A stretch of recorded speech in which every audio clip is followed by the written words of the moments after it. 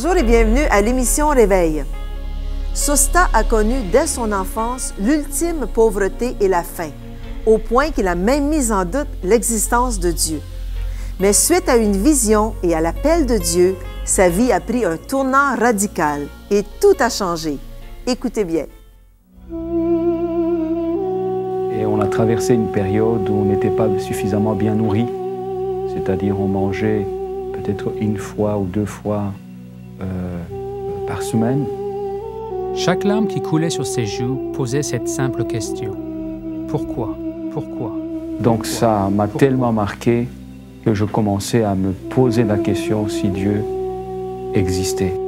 Ce fut une question qu'il se posa pendant un grand nombre d'années, jusqu'au jour où il obtint la réponse tant attendue.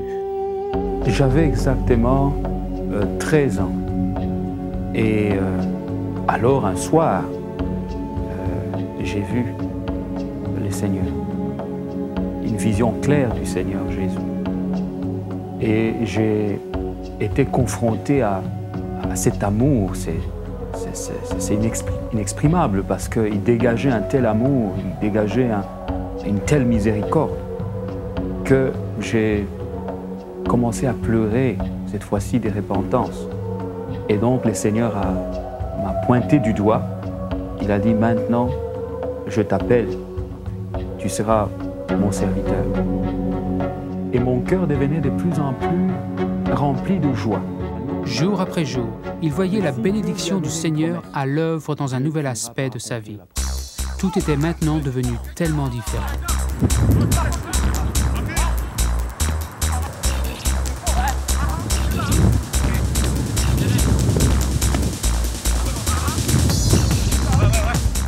Et donc de Sosta l'amenèrent rapidement vers les sommets de la réussite. Il gagna une place très convoitée dans une des meilleures équipes de football africaine. Sosta jouait bien, déterminé à tracer son propre chemin. Mais tout en regardant la balle, ses yeux restèrent fixés sur le Seigneur.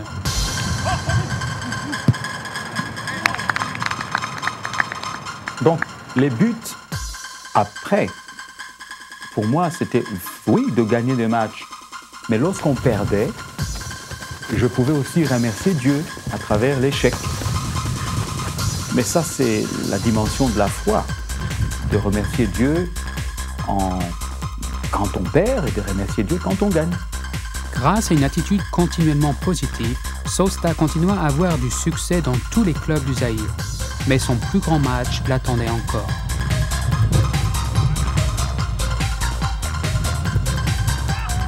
J'étais vraiment au sommet de ma forme. On dit, on se croise sur une ligne, sur la lune. Et c'est arrivé que lors de ces matchs, une balle aérienne, et moi je sautais, les gardiens aussi et les défenseurs, et il y a eu une collision. Et donc je me suis retrouvé par terre. Quelques secondes avant de lutter pour marquer un but, il se retrouva en train de lutter pour sa vie. Pendant une douzaine de jours, il resta dans le coma, et alors que son corps brisé reposait sans vie, son esprit se mouvait à la vitesse de la lumière. Dépêchez-vous! Appelez l'ambulance! J'ai quitté mon corps et je me suis retrouvé au ciel. Et c'était un endroit formidable, un endroit de paix, aucune douleur. Joyeux, les décors étaient tellement extraordinaires. Et j'étais là bien et j'ai vu un ange qui est venu, dit non, messieurs, vous ne devez pas rester ici parce que votre mission n'est pas encore finie, vous devez rentrer. Alors j'ai eu une discussion avec lui, j'ai dit non, laissez-moi ici, je suis bien ici, laissez-moi s'il vous plaît ici, je suis bien ici. Mais il m'a un peu poussé et je me suis retrouvé de nouveau dans mon corps et j'étais donc à l'hôpital. 2 mois plus tard, Sosta avait repris des forces et le terrain de foot l'appelait à nouveau. Une équipe renommée en Grèce lui offrait un grand contrat, mais Sosta avait tourné son regard vers un autre terrain. Je devais obéir, je n'avais pas de choix. Je devais obéir. À présent, c'est au tour de ce joueur professionnel de rentrer dans le ministère. Il vendit toutes ses possessions et abandonna la célébrité et les fans. Maintenant, l'homme qui ne s'était pas lassé de demander pourquoi durant son enfance se prépare à offrir la réponse à nombre de personnes qui n'arrivent pas à comprendre pourquoi il s'était détourné du football. Je ne dirais pas que je n'ai pas eu de peine à me débarrasser de mes godasses, de tout ce que j'avais. J'avais cette lutte-là. Est-ce que ça vaut la peine de continuer à suivre les seigneurs ou ça vaut la peine de encore me refaire une crédibilité dans le monde footballistique? Mais mon choix était clair. J'ai choisi d'obéir au Seigneur. Ce ne fut pas sans peine. Il fit face à beaucoup de problèmes. Donc il est arrivé un moment où je me suis demandé si vraiment c'est Dieu qui m'avait dit de traverser et d'aller suivre la formation et la mission en Europe. Et je disais même, Dieu, si je savais que j'allais traverser de telles difficultés, j'aurais pu donner mon ticket à quelqu'un d'autre. Beaucoup d'églises sentaient qu'un ex-joueur de football n'était pas qualifié pour prêcher. Et Sosta voyait les portes se refermer devant lui. Les choses empirèrent jusqu'au point où il pensa même à se suicider.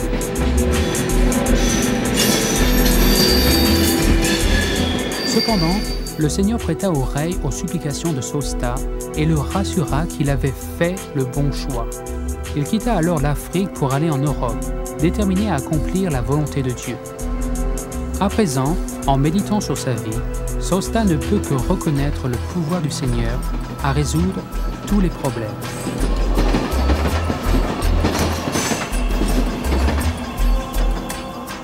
Quand je regarde mon passé, d'où je viens, et la promesse de Dieu qui se réalise, je suis persuadé que Dieu n'est pas un homme pour mentir, ni un fils de l'homme pour se repentir. Et je réalise aussi qu'il faut faire confiance à Dieu. Quelles que soient les circonstances, les épreuves qu'un homme peut passer, mais si Dieu lui a donné une promesse, Dieu finira par accomplir la promesse. Aujourd'hui, Sosta Mvuma jouit d'un heureux mariage. Il est le pasteur de 2 églises vibrantes de foi en Belgique. L'une d'entre elles se trouve à Bruxelles, au beau milieu d'un des quartiers de la ville. Il affirme que c'est le terrain que le Seigneur lui a assigné. Il est en train de marquer des buts éternels grâce au message qui lui changea la vie. Dans le grand match de la vie, tout joueur qui fait équipe avec Dieu sort vainqueur. Où que tu sois, si tu les cherches vraiment, sincèrement, Dieu se révélera à toi. Il te sortira de la boue. Il t'établit dans les lieux très haut placés. Il peut faire de toi, toi qui n'étais qu'un fumier, du fumier, qui n'était rien, Dieu peut faire de toi quelqu'un de valeureux. Ça n'a rien à voir avec la race, ça n'a rien à voir avec ce que nous sommes, mais c'est son amour et sa grâce qui fera tout ça.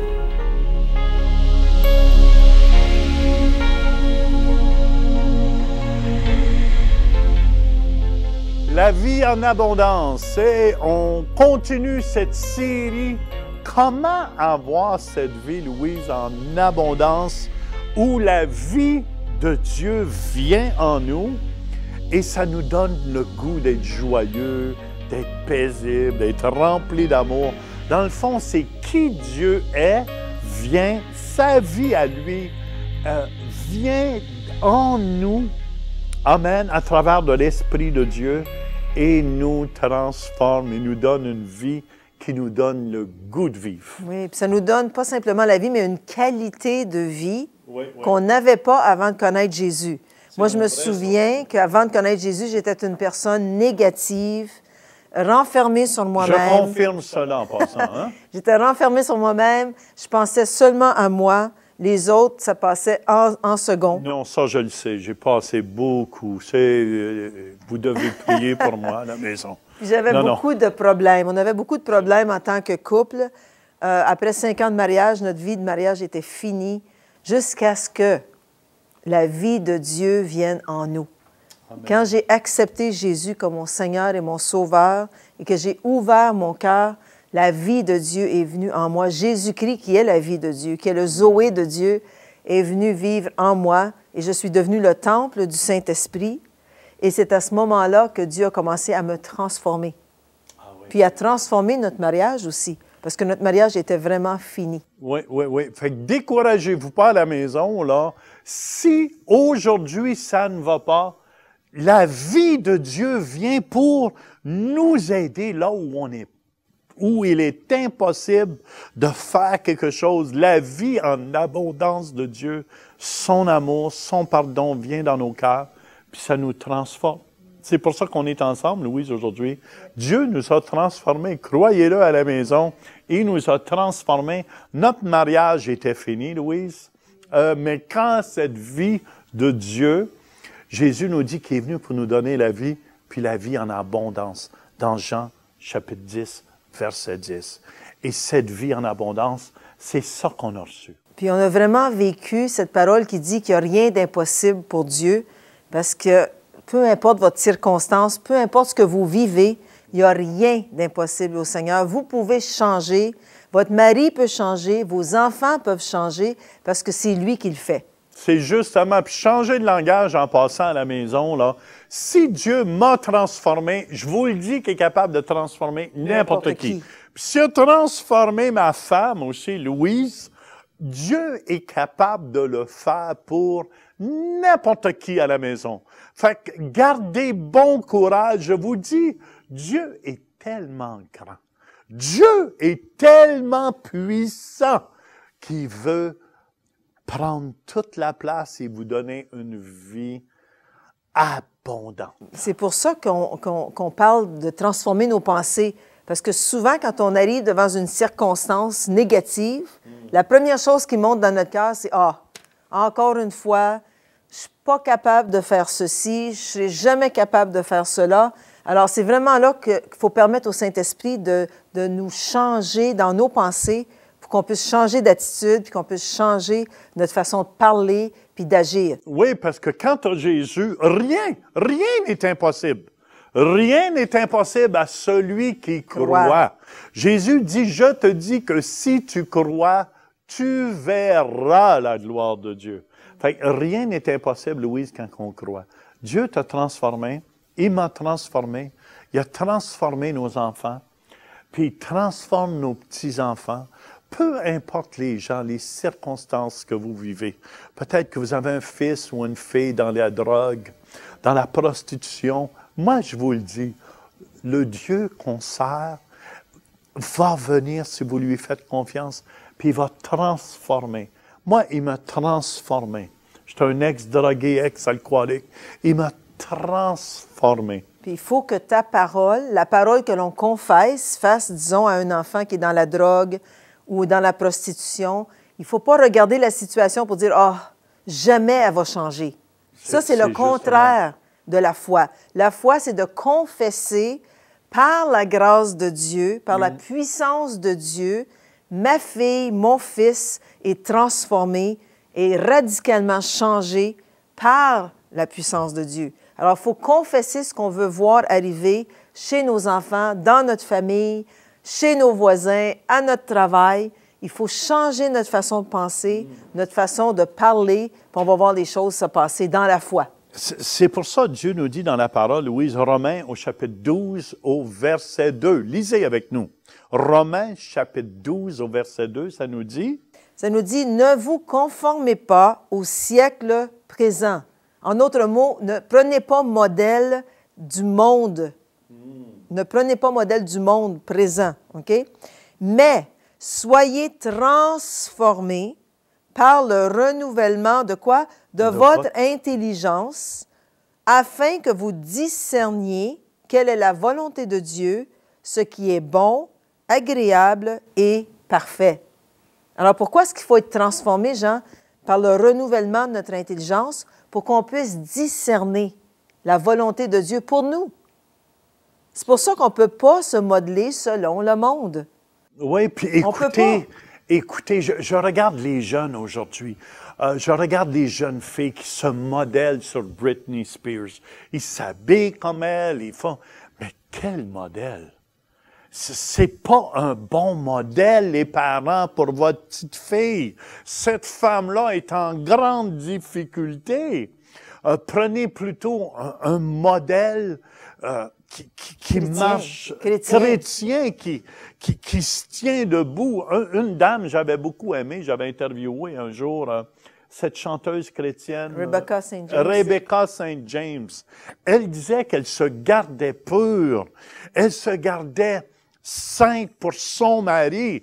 Mais ça, les jeunes filles devraient prendre modèle de cette femme-là. Pas une femme qui veut s'enlever la vie, qui est découragée de la vie. Puis déprimée. Puis déprimée en plus. Fait que c'est là qu'on a besoin de renouveler nos pensées, là. Voulez-vous vraiment que votre fille prenne le modèle de quelqu'un qui veut s'enlever la vie? C'est comme ceux qui prenaient le modèle d'Elvis Presley, les hommes. Comprenez-vous? Ça ne veut pas dire qu'il n'était pas bon chanteur. C'est pas ça que je dis ici. Mais c'est pas un bon modèle à prendre. Parce que Elvis Presley était déprimé, était découragé. Fait que c'est pour ça, puis il vivait selon ce monde. C'est pour ça qu'il téléphonait Billy Graham puis lui disait « Parle-moi de Dieu, parle-moi de Dieu. » Parce qu'il avait besoin d'être transformé. Il avait besoin d'être renouvelé. Puis on ne sait pas qu'est-ce qu'il fait jusqu'à la dernière minute de sa vie. Je sais qu'on trouvait plusieurs sortes de drogues dans sa vie. Mais je pense qu'on a besoin d'être transformé. Moi, le Seigneur m'a transformé comme ça aussi. Amen, Mais comment est-ce qu'on est transformé? Ça nous le dit ici, par le renouvellement de l'intelligence. Mais comment est-ce qu'on renouvelle notre intelligence? C'est par la parole de Dieu. C'est vraiment en étudiant la parole de Dieu. Parce que la parole de Dieu, c'est un manuel de vie. Quand on veut savoir comment faire fonctionner une machine qu'on vient d'acheter, disons un VCR, il faut lire le manuel d'instruction, mais la parole de Dieu, c'est le manuel d'instruction pour la vie Zoé, pour la vie de Dieu. Pour la vie de Dieu. Si vous voulez cette vie en abondance, là, c'est comme la personne qui veut faire marcher sa voiture, puis elle s'est acheté, je sais pas moi, une GM, une Pontiac, mais elle ne peut pas prendre le livre de Mercedes pour faire aller sa voiture parce qu'ils sont différents. Il y a un manuel d'instruction qui va avec. Moi, je les lis jamais en passant, là, je m'excuse, là, mais c'est pour ça que je vais au garagiste. Mais le manuel de vie qui me donne la vie, je la lis, la parole de Dieu, parce que ça nous donne plein de bons principes pour nous aider, Louise, chaque jour dans notre vie. Comment faire face aux situations? Comment élever nos enfants? Comment être un bon père? Comment être un bon mari pour sa femme? Puis ça nous dit justement dans Éphésiens 4, 23 aussi, ça nous dit qu'il faut être renouvelé dans l'esprit de notre intelligence. Alors, pour être renouvelé dans notre intelligence, il faut nourrir notre esprit. Puis l'esprit, lui, à son tour, vient nourrir notre intelligence. Oui, mais il faut comprendre, l'esprit, quand on est de nouveau, on devient une nouvelle personne. C'est l'esprit en vous qui est né de nouveau. Puis lui, l'esprit, c'est comme votre corps, vous devez le nourrir avec de la nourriture, des carottes, des patates, de la viande. Des bonnes choses. Et de bonnes choses pour que vous soyez en bonne santé. Oh, vous ne pouvez pas manger des chips à journée longue, parce que sans ça, vous allez voir, votre corps va dépérir. Mais c'est la même chose. Votre esprit, qui est créé à l'image de Dieu, qui est fait à l'image de Dieu, je veux dire, est nourri par la parole de Dieu. Ça veut dire, chaque fois que vous lisez la parole de Dieu, vous nourrissez votre esprit et vous devenez plus fort. Souvent, j'utilise cet exemple de Popeye. Popeye, le vrai marin, quand il mangeait ses épinards, il devenait très, très, très fort. Mais c'est la même chose à la maison. Quand vous mangez cette parole de Dieu, la savourez, la parole de Dieu, vous devenez plus fort dans votre être intérieur et vous êtes capable, après ça, de faire face aux situations. Combien de fois j'ai remarqué, Louis, je lis la parole de Dieu, puis comment donc, je puis tout par celui qui me fortifie. Ça veut dire, il n'y a rien qui est impossible. Amen, parce qu'il me donne la force. Ça veut dire, je suis capable de faire toutes choses. Puis qu'est-ce que ça fait aussi, la parole de Dieu qui est vie? Ça nous donne des pensées de Dieu, puis une mentalité victorieuse. Ça veut dire qu'on a la victoire, premièrement, dans nos pensées, puis ensuite, on a la victoire sur les circonstances de nos vies. Puis c'est ça qui nous rend victorieux, puis qui nous rend joyeux. Puis qu'est-ce qui est bon? Moi, j'aimais regarder les films quand j'étais jeune, de Rin-Tin-Tin, ou des cowboys, puis il y avait toujours... je savais toujours qui était pour gagner. Les bons gagnaient tout le temps.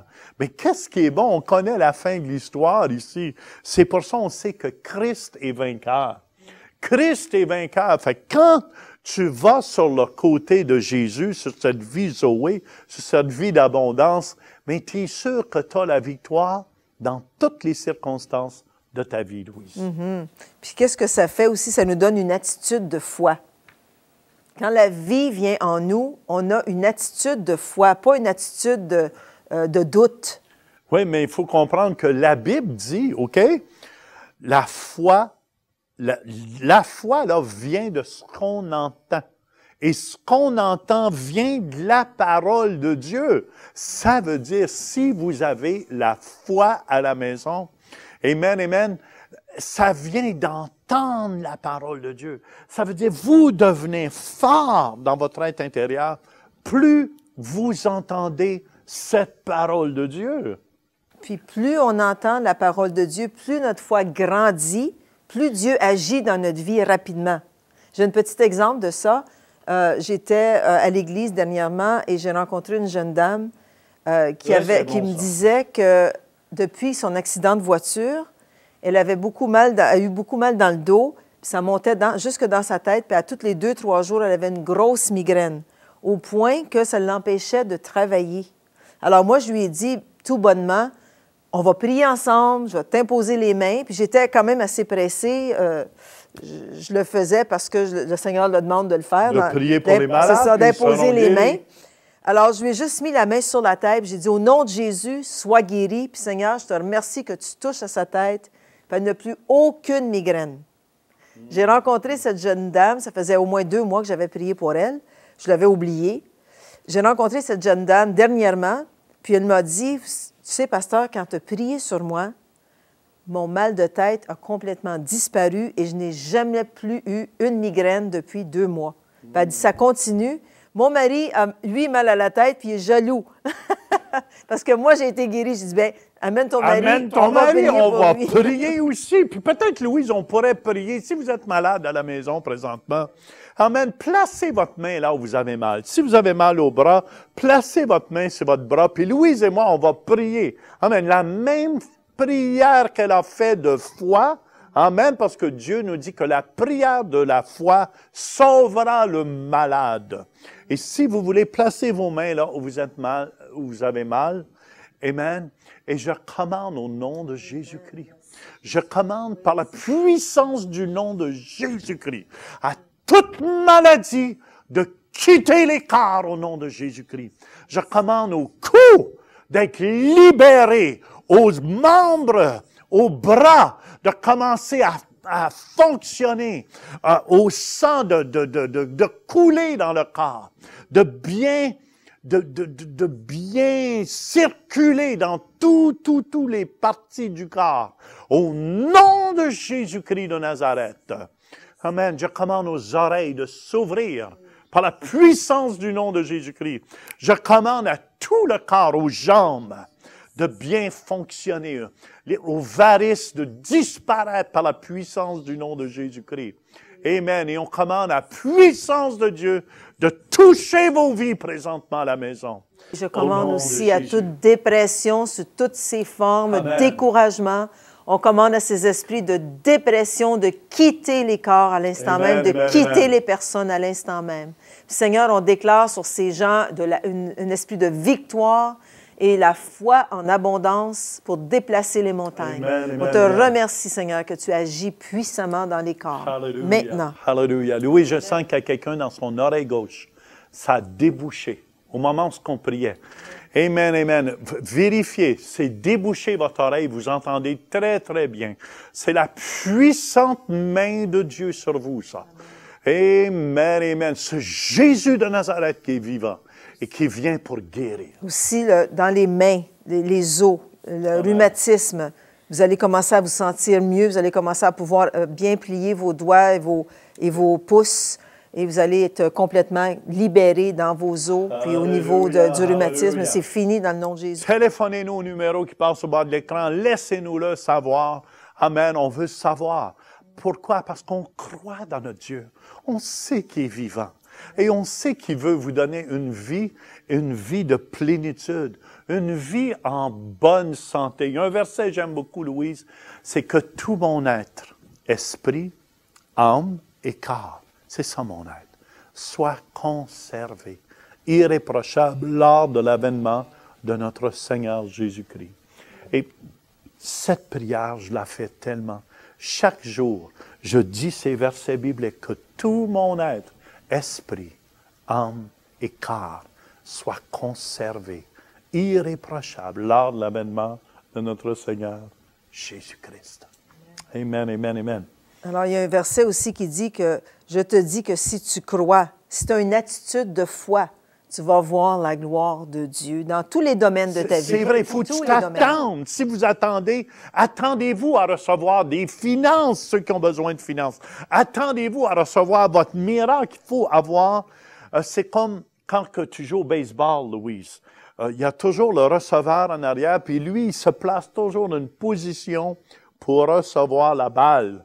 Fait que placez-vous aussi pour recevoir votre miracle. C'est pour ça que souvent on demande aux gens, levez vos mains. Levez vos mains. Amen. Placez-vous dans une position de recevoir.